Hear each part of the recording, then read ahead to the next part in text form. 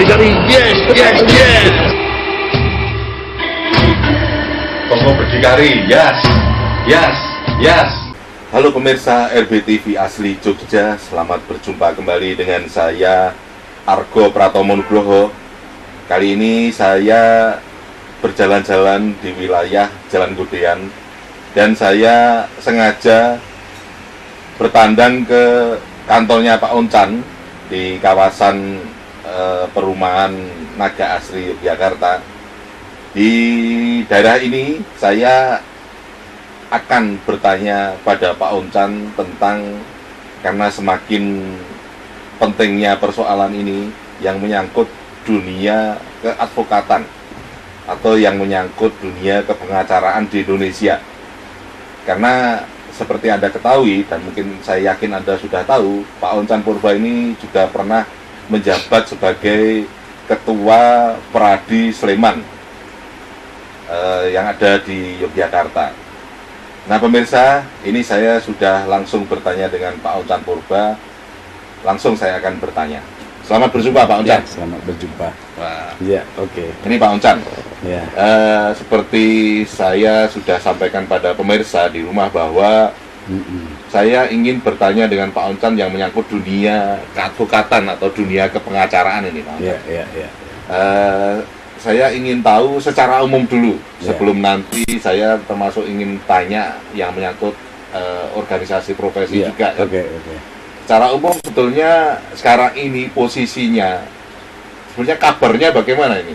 Dunia kepengacaraan atau dunia advokat di Indonesia sekarang ini. Jadi istilahnya apa kabar itu?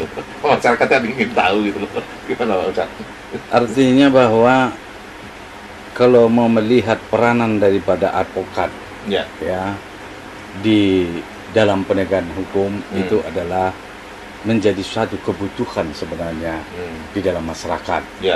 Karena menjadi bagian untuk memberikan satu buah pemikiran dalam menangani satu perkara. Gitu loh. Nah, bagaimana posisinya sekarang ini? Ini terlalu banyak hal-hal yang menjadi pertanyaan. Artinya juga banyak yang harus dibenahi di dalam rangkaian untuk menjadi satu dalam pemikiran yang positif untuk kepentingan advokat itu sendiri. Gitu. Gitu, ya, ini terpaksa nanti saya ingin istilahnya Pak Oncan melakukan otokritik ini. Ya, otokritik gimana? Karena kan selama ini kan saya kan juga ada di lapangan, ada bersama-sama masyarakat, merasakan dan juga bahkan melihat juga bahwa sekarang ini banyak anggota masyarakat kita itu yang sebetulnya tingkat kepercayaannya itu sangat rendah terhadap advokat itu sendiri. Artinya terutama masyarakat awam yang istilahnya tidak terlalu tahu banyak tentang hukum, itu bahkan sering menghindari kalau berurusan dengan advokat, terutama dengan advokat dan juga dengan polisi, dengan jaksa, dengan hakim. Tapi terutama saya ingin fokus ke advokat itu. Gimana nih Pak Oncan? Ya memang kalau kita lihat dalam dunia praktek banyak pandangan-pandangan masyarakat yang miring di dalam hal untuk melihat profesi advokat itu di dalam menjalankan tugasnya.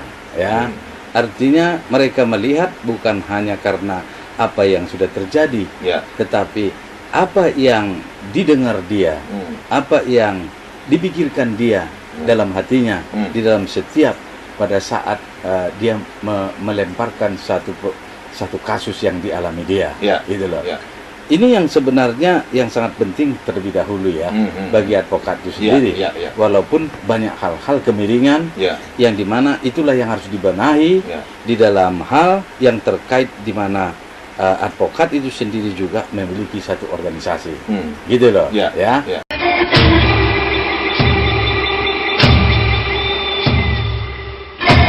Toko berdikari, yes, yes, yes. Toko berdikari, yes. Saya kan sebetulnya kan akan melipir ini, melipir kira-kira istilahnya ketika situasinya seperti itu, artinya masyarakat tidak percaya dengan advokat, atau itu bagaimana caranya menurut Pak Oncan sebagai advokat biar masyarakat itu nanti jadi percaya gitu. Ya, mungkin termasuk nanti melalui organisasi profesi mungkin ya. Jadi caranya kan begini ya. Manusia kan banyak, bukan hanya profesi advokat. Pekerjaan yang lain juga banyak. Yang bisa mungkin ada dia bisa miring ke kiri, miring ke kanan, Kita tidak bisa hanya melihat advokat itu sendiri. Tapi sekarang di sini adalah bagaimana caranya kembali kepada advokat itu. Bisa nggak dia membangun hati pikiran dia untuk mau merumuskan satu pemikiran-pemikiran yang baik, melemparkan suatu buah pemikiran sesuai pengetahuan hukumnya untuk supaya pihak daripada masyarakat itu dapat mengerti dan paham. Itu pertama-tama. Kalau diri kita sendiri kita tidak bisa bangun dengan baik, bagaimana kita bisa membangun orang lain? Gitu kira-kira. Nah, oleh karena itu dalam dunia praktek itu sering terjadi hal-hal yang kemiringan-kemiringan itu sering terjadi. Tetapi di sini ada organisasi. Dengan ada organisasi ini diperlukan suatu pembinaan-pembinaan. Ibaratnya kalau misalnya baterai lah, HP dia kan pertama-tama dicas. Setelah dicas terang kita gunakan bisa jadi baik. Tetapi kan dia makin lama makin habis. Itulah. Nah, harus dicas lagi. Artinya lowbat terus dicas lagi. Lowbat dicas lagi. Nah, kenapa demikian? Itulah yang perlunya adanya organisasi ini supaya dibangun posisi itu dengan baik. Supaya ditingkatkan kualitas itu. Supaya menjaga profesi itu dengan baik. Agar supaya apa yang situ bilang tadi itu tidak terjadi. Nah, ini kalau kita lihat kan sekarang ini organisasi advokat ini sendiri kan ini seperti kan sekarang ini kan kayak diam-diam kan. Iya toh. Ini yang kita harapkan tidak seperti kayak dulu kan begitu. Bahkan kan beraninya saya istilahnya bertanya atau mempertanyakan bahwa ketika saya punya pengacara, ketika saya punya advokat, itu wah kok pengacara saya malah kanan kiri oke gitu loh. Bahkan kadang-kadang wah saya malah digugat itu oleh pengacara saya sendiri itu. Itu gimana itu?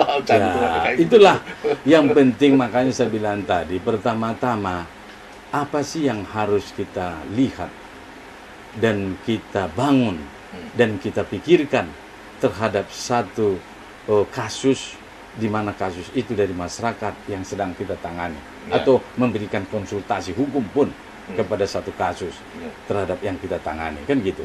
Itu kan penting yang harus kita telusuri supaya di dalam hal kita mau melakukan langkah-langkah yang dimana bahwa pihak masyarakat yang memiliki kasus itu dapat mendapatkan satu pemikiran yang bagus.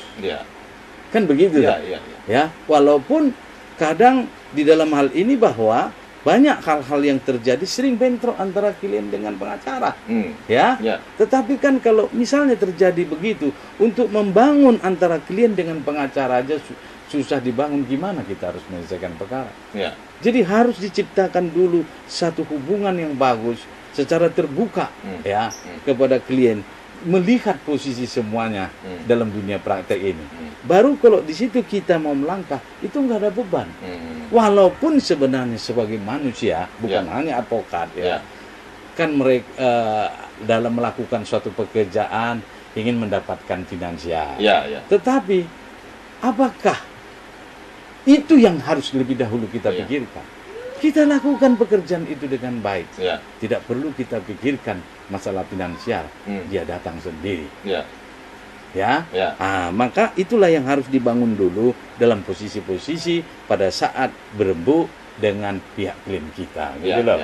Supaya bagus, supaya tidak ada beban, tidak ada pikiran-pikiran yang lain, gitu loh. Oke, saya tahu bahkan selama saya berinvestigasi dengan dunia hukum selama lebih dari 30 tahun juga kan. Karena saya kan kita ini kan udah-undi dengan Pak Oncan ya.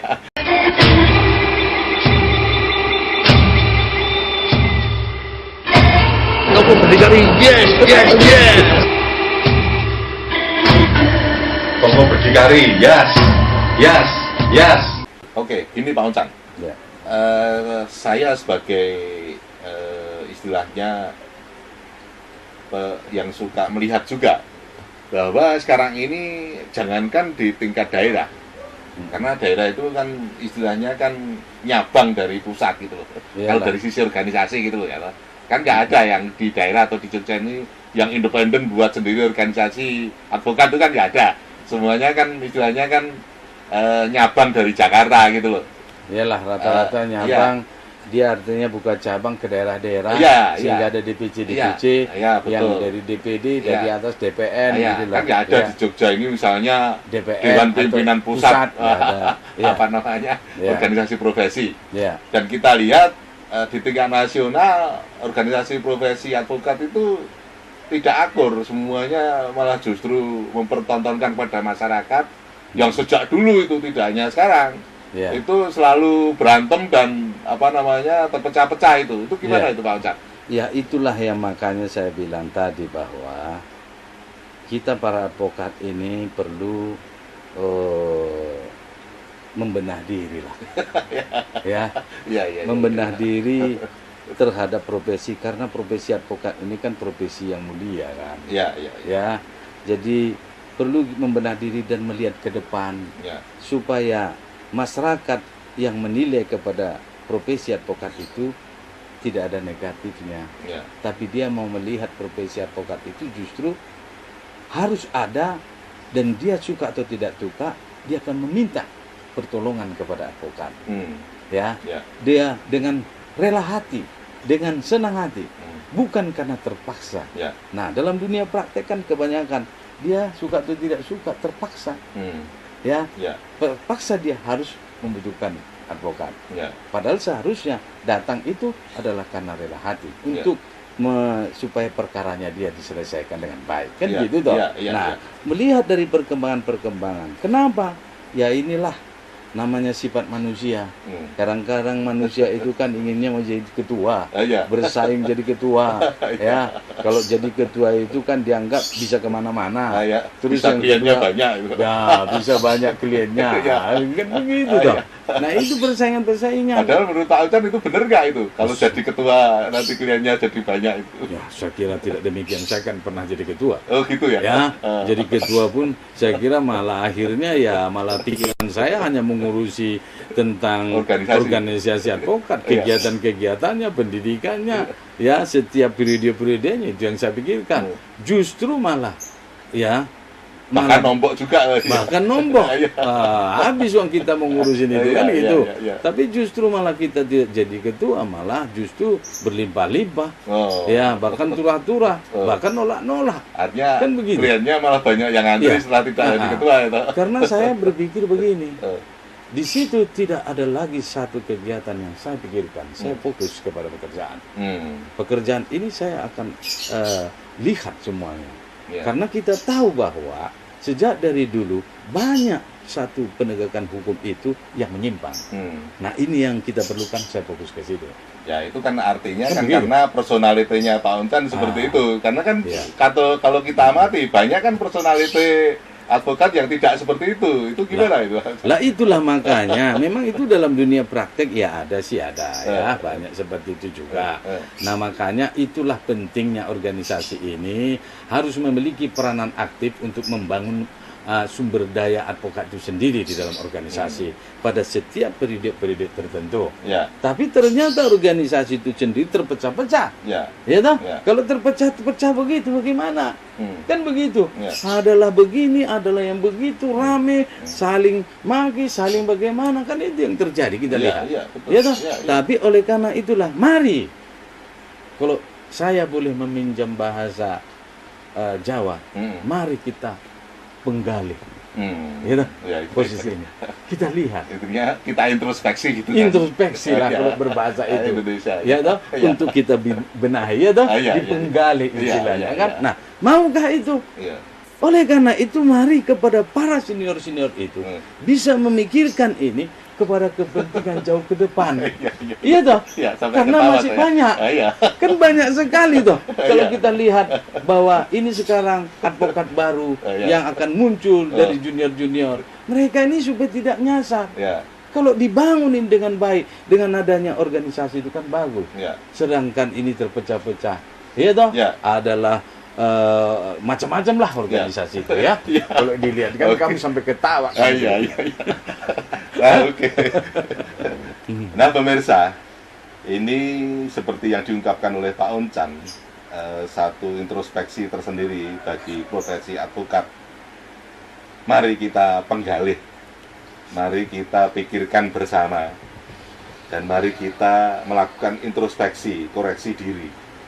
Kita semuanya mendambakan sebuah atau seorang advokat atau banyak orang advokat di Indonesia ini yang kuat, dengan personality yang tangguh, dengan personality yang bagus, dengan profesionalisme yang bagus, seperti yang sudah banyak diungkapkan oleh Pak Oncan tadi. Nah, akhirnya saya Argo Pratomo Nugroho, RBTV Asli Jogja, sampai jumpa.